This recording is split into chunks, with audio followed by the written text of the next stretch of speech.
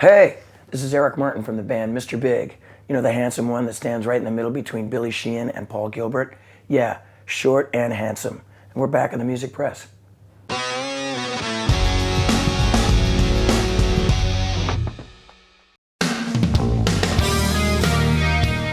Playing new material is amazing because it's not that I don't like singing Daddy Brother and Aladdin Kickin' and Rock and Roll Over and all that, but there's got to be more to it. You know, it would feel like too routine, and I didn't want to do that.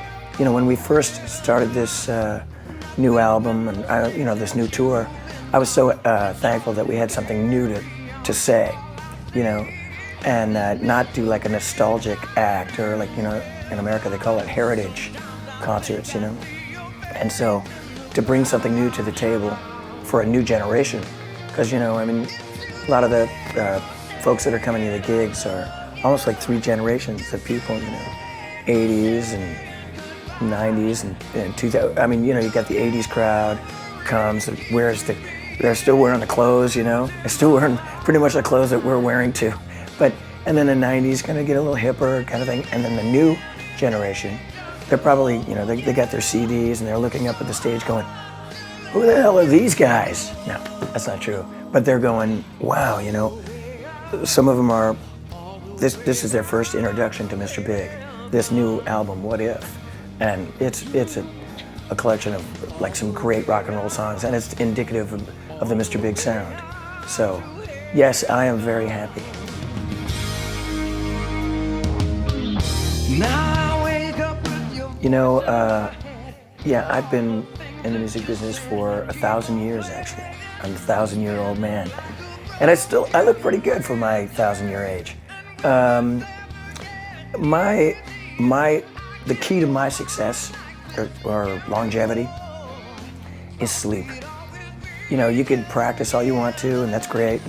And obviously, you know, Billy always says, you know, you practice in your bedroom all you want to, but you got to play out live. You got to have people see you and come and you know, watch you and critique you, and you know that's how you kind of learn.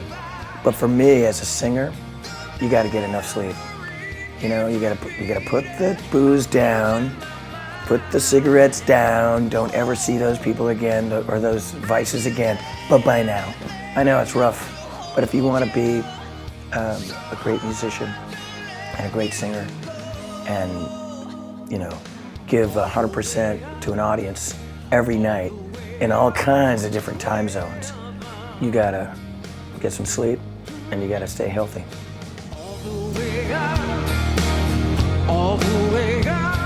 Yeah, the songs on the new album, What If, they came together quickly.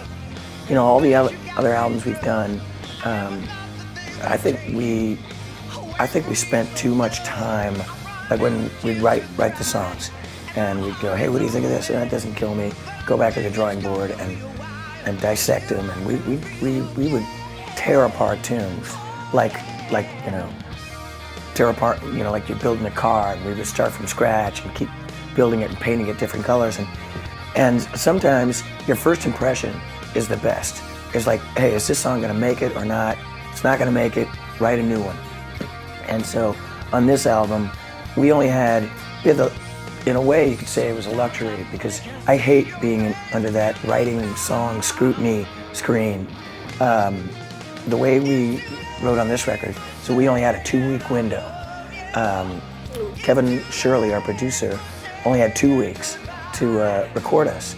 So I think we wrote the record in about a month, and we didn't spend a lot of time in pre-production. We just took all of our songs and say, here, Kevin, what do you think? And he went, oh, I like this one, I like that one. You know, like picking apples from a tree and throwing the green ones back, you know. And we got lucky because, you know, that's right, sometimes you can overthink things, but we didn't do it this way at all. We didn't plan anything. It just happened. We wrote a bunch of songs, and, you know, I mean, we're all influenced by pretty much, like I'm influenced by soul kind of rock and roll, and you know, you can hear some Zeppelin coming out of Pat Torpey and some Rush kind of coming out of Paul, and Billy's got like this you know, heavy metal side, and somehow it just kind of worked.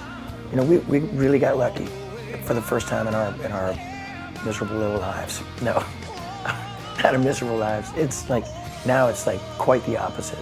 And this is the best years of our lives now.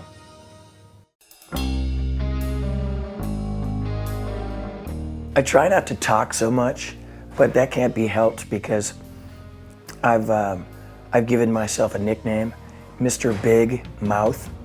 I'm constantly talking to the fans and talking to folks like you and anybody who'll listen to my stories.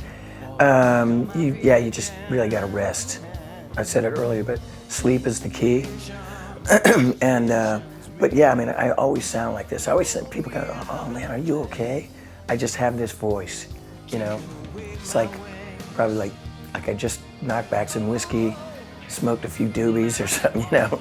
And, you know, and poured shards of glass down my throat. I have no idea why I talk this way, but so far so good. Is this wood?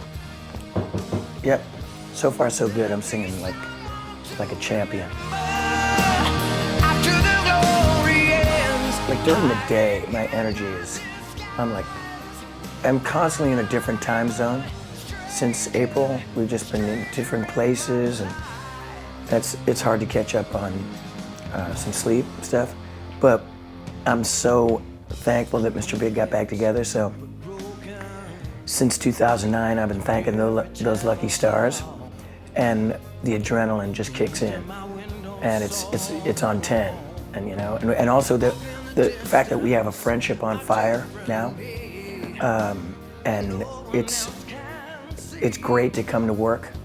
You know, I know it's going to be a good show, and how do I keep it going? I don't know. I mean, a ton of coffee.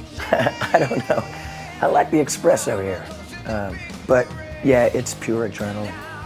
I'm loving my gig. I love what I do. Where is the dream I remember? You know, I'm the one who really doesn't take things serious.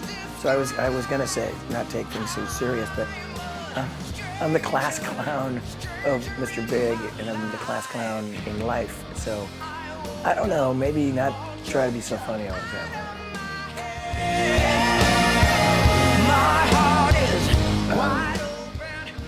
Yeah, I mean, thank you for everything.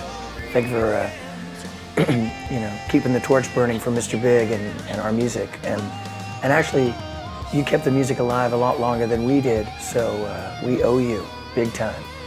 And so anything you need, I'll be here for you.